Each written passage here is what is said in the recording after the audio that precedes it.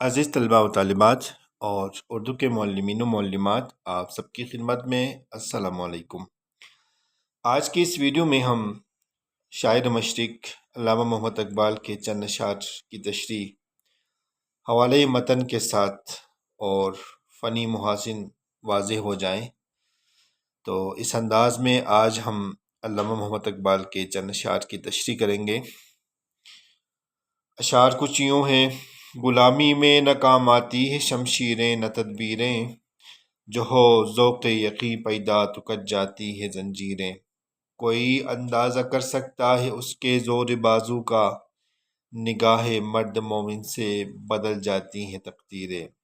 حقیقت ایک ہے ہر شے کی، خاکی ہو کہ نوری ہو، لہو خورشید کا ٹپکے اگر ذرے کا دل چیرے۔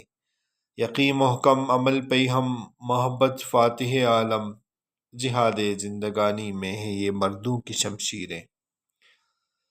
اب آتے ہیں تشریح کی طرف۔ تو اس حقیقت سے ہر صاحب ذوق اور اقبال شناس پوری طرح آگاہ ہیں کہ بانگ درا علامہ اقبال رحمۃ اللہ علیہ کا اولین شعری مجموعہ ہے اور اب تک لاکھوں کی تعداد میں شائع ہو چکا ہے۔ اشاعتی رفتار اور تعداد کے حوالے سے اردو زبان شاید ہی اس کے بالمقابل دوسری کوئی کتاب ہو۔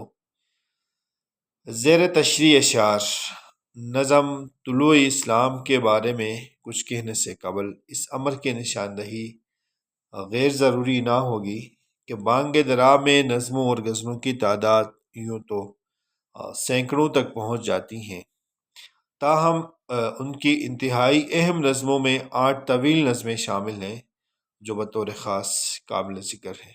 ان میں علی ترتیب تصور درد، گورستان شاہی، شکوہ، جواب شکوہ، شمع اور شاعر، والدہ مرحومہ کی یاد میں، خضر راہ اور طلوع اسلام۔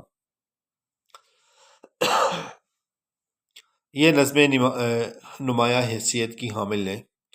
اقبال کا تفصیلی مطالعہ کیجئے تو یہ جان کر حیرت ہوتی ہے کہ ان طویل نظموں میں دوسرے کلام کی نسبت زیادہ زور اور بہاؤ ہے۔ اس سلسلے کی آخری نظم طلوع اسلام 9 بندوں پر مشتمل ہے۔ یہ بند اس اعتبار سے بھی اہم ہے، علامہ اقبال نے یہاں یقین اور اعتماد کے موضوع کو نسبتاً زیادہ وضاحت کے ساتھ پیش کیا ہے۔ ان کا نظریہ یہ ہے کہ غلامی کے دور میں اسلحہ اور تدابیر عملاً اس وقت تک مفلوج ہو کر رہ جاتی ہیں جب تک متعلقہ قوم کے افراد یقین و اعتماد کی منزل تک نہ پہنچ جائیں۔ یہی وہ صورت ہے جو غلامی کی زنجیروں کو کاٹنے میں مددگار ثابت ہو سکتی ہے۔ وہ اگلے شعر میں یوں گویا ہے کہ جو مرد مومن یقین کامل کا اہل ہو، اس کے زور بازو کا اندازہ کرنا ہر کسی کے بس کا روگ نہیں۔ اس کی نگاہ ہی قوموں کی تقدیر بدلنے کی صلاحیت کی حامل ہوتی ہے۔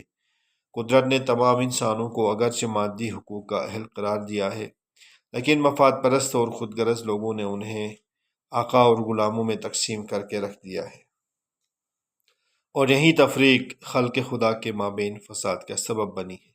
لیکن اس تفریق و امتیاز کے ذمہ دار لوگوں کو خبردار رہنا چاہیے کہ وہ باز نہ آئے تو قدرت سبب بنی ہے، لیکن اگر وہ باز نہ آئے تو قدرت ان کو سخت سزا بھی دے سکتی ہے۔ ہمیں اس حقیقت کو نظر انداز نہیں کرنا چاہیے۔ ہر شے خواہ وہ مٹی سے پیدا ہوئی ہے یا نور سے وجود میں آئی ہو، ان سب کی حقیقت ایک جیسی ہے۔ یعنی اگر ذرے کا دل چیرا جائے تو اس میں سے سورج کا لہو ٹپکنے کا امکان ہے۔ علامہ اقبال نے ذرے اور سورج کے حوالے سے اس مصرعے میں جو تمثیل پیش کی ہے انتہائی خوبصورت اور زوردار ہے۔ اس سے مراد یہ ہے کہ مٹی کا ایک ذرہ اور سورج جو منور ہے عملاً ایک جیسی خواص کے حامل ہے، اس کا حوالہ تابکار ذرات بھی بن سکتے ہیں۔ علامہ اقبال رحمۃ اللہ علیہ کہتے ہیں کہ زندگی کی جد و جہد اور اس کی تسخیر میں یقین کامل، مسلسل جد و جہد اور سب سے محبت و شفقت ایسے اسلحے کی مانند ہے جو مرد مومن کی فتح کا ذریعہ بن جاتی ہیں۔ ایک مرد کامل کو طبع بلند، مشرب و ملک میں خلوص، دل زندہ حرارت لیے ہوئے، نگاہ پاکیزہ اور پھر روح مضطرب و بے چین ہو، ان سب عوامل کے سوا زندگی میں اور کیا چاہیے؟ مراد یہ ہے کہ مذکورہ خصوصیات ہی ایک فرد کو مرد کامل بنا سکتی ہیں۔ عزیز طلباء و طالبات، آج کی اس ویڈیو میں ہم نے علامہ محمد اقبال کے چند اشعار کی تشریح حوالے متن کے ساتھ کی۔ امید کرتے ہیں کہ یہ ویڈیو آپ کو ضرور پسند آئے گی اور آپ کے لیے بھرپور مفید ثابت ہوگی، خصوصاً ان طلباء و طالبات یا ان امیدواران کے لیے جو اس وقت ایم اے اردو کے پیپر دے رہے ہوں یا یہ وہ FPSC وغیرہ کے ٹیسٹ کی تیاری کر رہے ہوں، NTS وغیرہ کے ٹیسٹ کی تیاری کر رہے ہوں، ان کے لیے بھرپور مفید ثابت ہوگی۔ اسی طرح کی دیگر ویڈیو سے استفادہ کرنے کے لیے آپ ہمارے ساتھ رہیے۔ خاص طور پہ گلستان اردو چینل میں نئے ہیں یا پہلے سے ہیں لیکن ابھی تک سبسکرائب نہیں کیا ہے تو سبسکرائب کریں۔